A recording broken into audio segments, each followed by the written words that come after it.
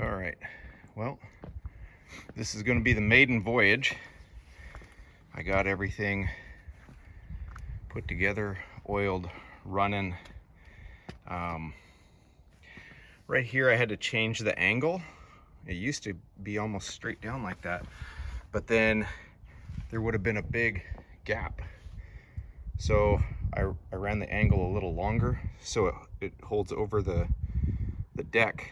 So anything that slides down there will hit the deck. It won't fall through the gap. And a lot of times they'll have like a piece of conveyor belt type stuff that will flex up, but I didn't have that, and I didn't want to go chase one down.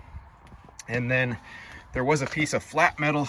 I put a piece of angle here just to keep this from flexing, because this is only 1/2 inch plywood here, and if there was a bunch of weight pushing down in the middle, I think it would flex it enough, and then I don't want it to hit the apron chains.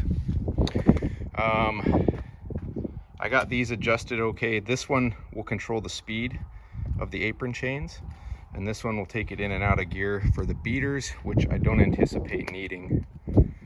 I was able to take it to the farmer's equipment and they put a new bearing on there, and so that works great. No more smoking. I got all this stuff put back together.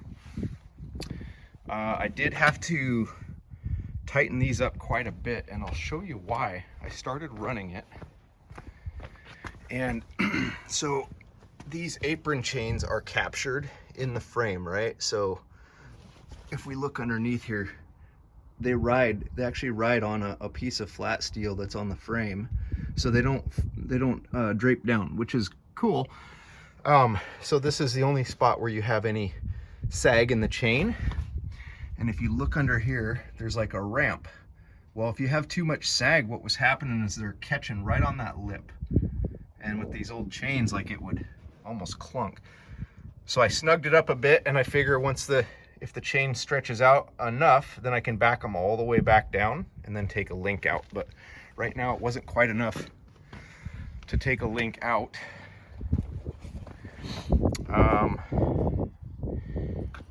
Everything's working really well. I did pull the cover off. I drained all the gear oil out. I put fresh gear oil in. I cleaned up all the joints here, re-greased. The other thing is there's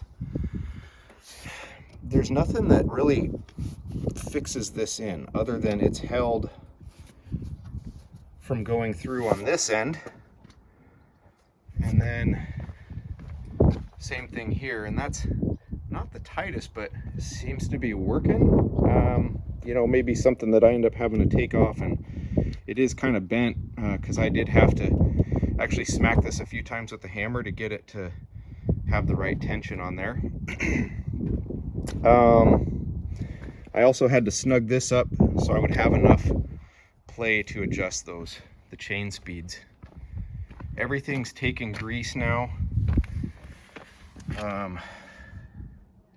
There was the grease zerk under here was froze up.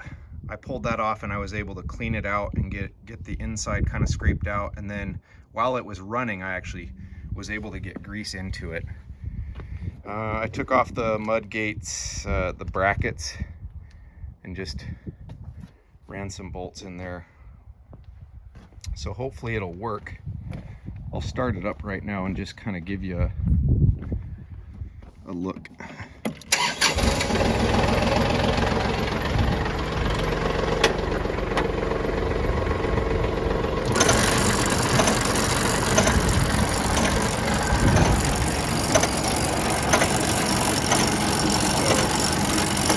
Shaft there, to here.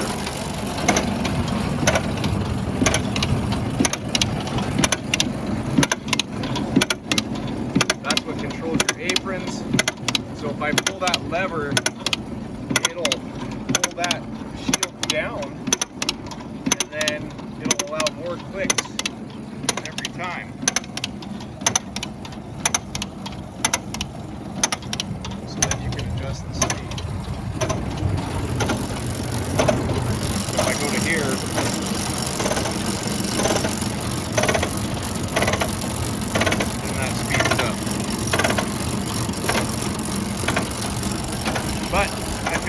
I'm in the field running, you know, it'll be good.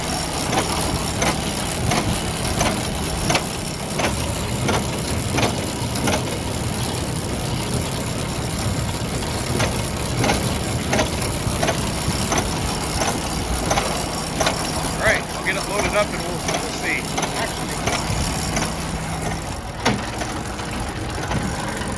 This is technically not safe, but